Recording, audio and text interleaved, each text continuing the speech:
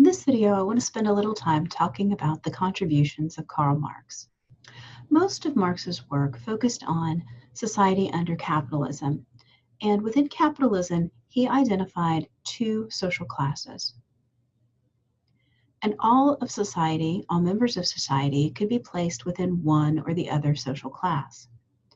The bourgeoisie, or the capitalist class, were those who owned the means of production.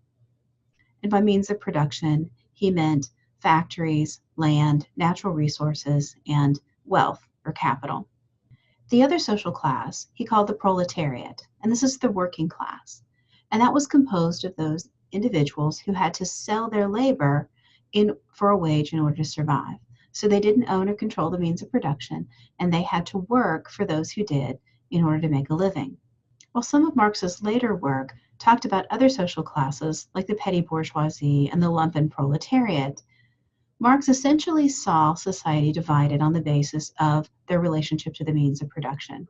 His later writings acknowledged these additional social classes within the proletariat and within the bourgeoisie, including among the bourgeoisie, bankers, self-employed business people, small business owners, as well as potentially intellectuals and professionals who worked for themselves, didn't work under anyone else, but also didn't have their own employees.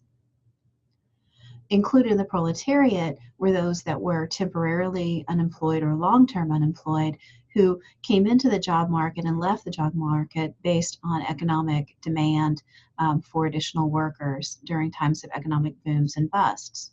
He believed that over time these differences would fade and that you would have increased polarization between the two classes, where all workers versus all those who are not workers. And that would essentially become the defining factor, if you controlled the means of production or if you didn't control the means of production.